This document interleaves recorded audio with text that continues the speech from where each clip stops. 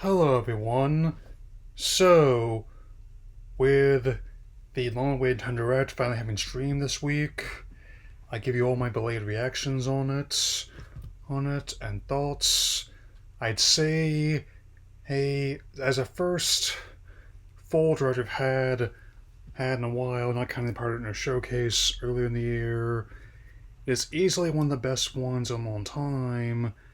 And sends a message of no new Switch upgrade yet, no problem, because the console sells miles off in the tank with these games, both new and legacy titles, so let's begin. The lead off with Shinya Takahashi presiding is Mario and Luigi Brothership, coming November 7th, and as if this spin off series is rising the ashes of Alpha Dream like a phoenix. This was initially one of these leaks, quote unquote, speculated would be like a remake of Partners in Time. I will say it's one of instances of you were close. It's a whole new game. Not sure who's developing it, but it looks like it'll be really fun, so let's continue. And July 18th, Nintendo World Championship,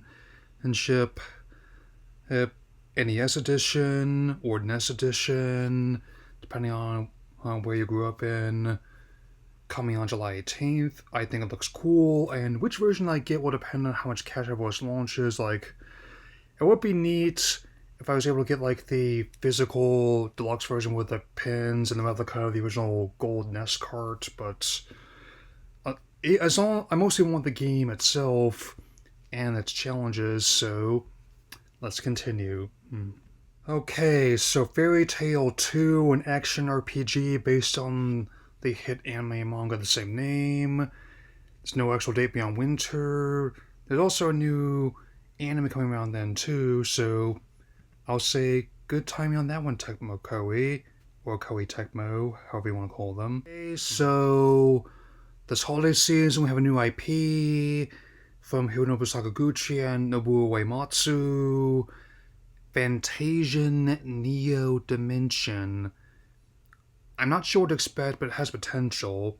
Because see how it shakes out when it comes out, of course. That's how I am with a lot of games lately, if I'm not entirely sure what to expect. Coming in this summer, we have a basketball update for Switch Sports. So the sportsmates aside, there are no me's to me. I was already planning on getting this game now that the golf update is out, and I guess this will just be another bit of icing on the proverbial cake. And I'm just glad I can still use my Mii. I mean, I still think that they are gone from being more than just part of the Wii's ecosystem to being something of an unofficial mascot for the company, the way Mario, Link, and Samus have, among others. Okay, we've got one of Civil Tiles coming out in 2025, known as Mio, Memories in Orbit. I've never keeping watch on this because it looks like a unique kind of 2D platformer. Reminds me a lot of like a science fiction version of Celeste, but I guess I'll find out more details fairly soon. We also have a new update for Disney Illusion Island, and I mean, even though I'm still trying to work out all the details, I've heard really good things about this game. I am definitely going to be picking up in the near future. It reminds me a lot of like a modern version of like those Disney platforms they had on Genesis and Super Nintendo back in the day, and even a few on NES.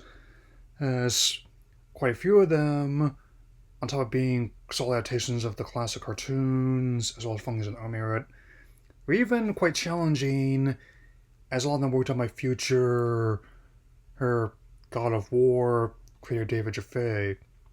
No, I am not making that up.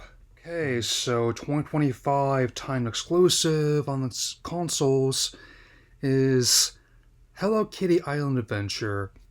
I'm not the target audience for this game, obviously, but I still find it amusing that what was a joke in South Park's Make Love Not Warcraft is now a real game.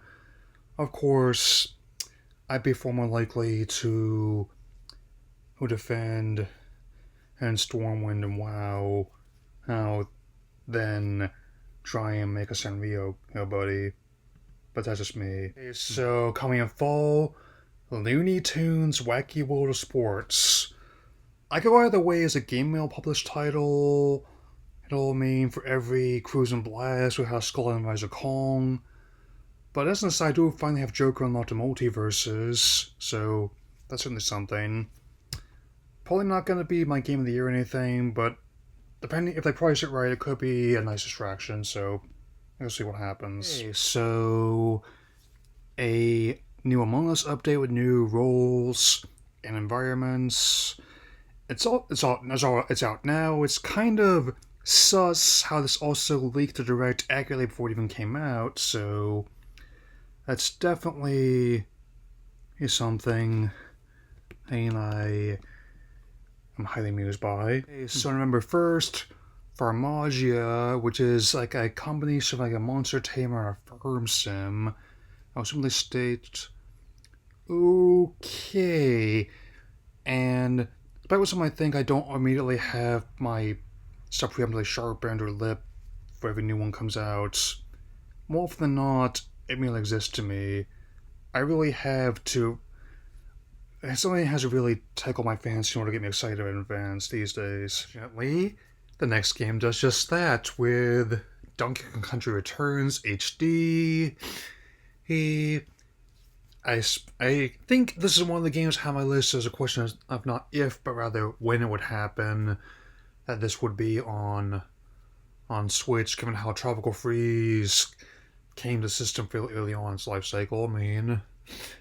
And I like how it has not just a content from the base game, but also the stages from the 3DS version, and also a host of other new features, both audio and visual. So much like they did with Metroid, Vector Studios managed to imagine another beloved title, and it's coming out. And on top of this also marking the 30th anniversary of that Subline imprint. It'll be coming out on January 16th next year, so a little bit after my 33rd birthday, so that should be fun on there. Okay, so Dragon Quest III HD 2D Remake is coming on November 14th, and the first two games also getting the HD 2D treatment in 2025, an indeterminate date, and even though I have mentioned before I'm not a huge Dragon Quest fan, on the whole I do respect the games for helping lay down all the conventions of role-playing games so we use today. And helps the third installment is one I think is legitimately good, and especially with the untimely passing of several alumni related to the franchise, definitely looks a lot more respectful than just putting those slapdash mobile ports on there that I had a while back, so there's that. Okay, so. And September 13th, there's Funko Fusion, a platformer based on the Funko Pop toy line. And honestly, the game itself is just kind of meh. Even with 60 characters being in there, I mean, at least those LEGO games definitely understand the best parts of Special Source 2 and loves the LEGO toys themselves. This one, let's just say I don't think LG is any more impressed than I am. So, let's just move on here. Okay, so more details on Luigi's Mansion 2 HD, aka Dark Moon. I gotta say, yahoo to that. It's coming out June 27th, even though I'll be out of town at my father's place when this launches.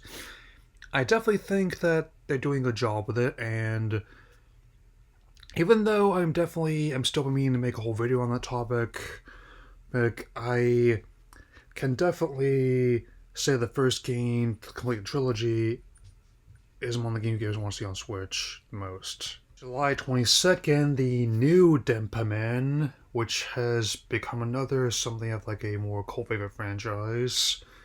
So many mini majors it will. And that is also quite curious, I would say, as well. Oh, I mean, no formal opinion beyond that, but the next entry is something I've been hearing a lot about. Another one that's already out now is Metal Slug Attack Reloaded, and And I say it's fascinating because rather than being like a run and gun platform like the other Metal Slug games are, this one is actually a, a strategy title, and it definitely is not a conventional approach to these arcade hits, but I definitely think it's one I'll keep on my list, just as of curiosity's sake. Another one that's already out now is Metal Slug Attack Reloaded, and I say it's fascinating because rather than being like a run and gun platform like the other Metal Slug games are, this one is actually a, a strategy title, and it definitely is not a conventional approach to these arcade hits, but I definitely think it's one I'll keep on my list, just as of curiosity's sake. Okay, so Darkest Dungeon 2 coming out out on July 15th. This looks good. I've not played the first one, but I'll have to try the Nintendo Switch Online trial version at least just to get like the platinum points. I mean, looks like another kind of roguelike strategy title, and we've also got a bunch of legacy content to talk about next. Okay, so we've got a bunch of great stuff on both Game Boy Advance Online and a new N64 Online tier as well. We have Metroid Zero Mission and Zelda Link to the Past and Four Swords on Game Boy Advance Online. And on the new Nintendo 64 Online Mature tier, Turok and Perfect Dark. I'd say easy picks of future releases on that tier would be Conker's Bad Fur Day and Killer Instinct Gold. Well, especially now, I wasn't sure what to think about test running that section in Japan, but I have a much clearer idea now. So, another 2025 release, Phantom Brave, The Lost Hero. It could be okay as someone who's not really big on games like this.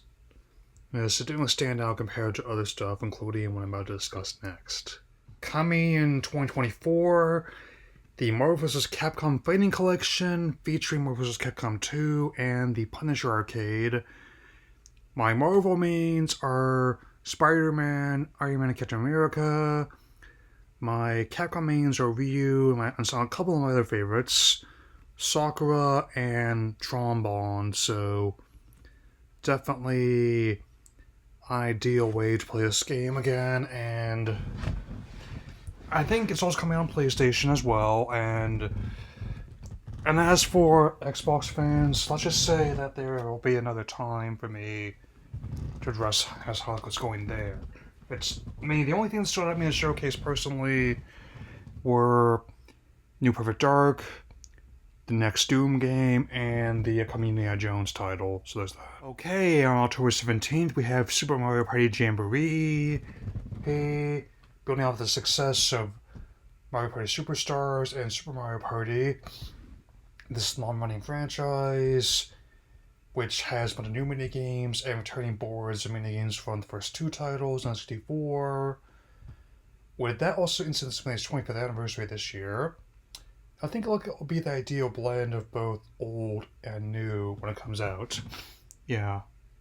Big one, we have The Legend of Zelda, Echoes of Wisdom on September 26th. And all I gotta say so far, because a lot of people are excited for this, as they have ready to be, playable Zelda in a game style like the 2019 Link's Awakening remake, all I'll say to that is, sold! The lightning round. Just Dance 2025, they still make these. Lego Horizon Adventure, looks fun.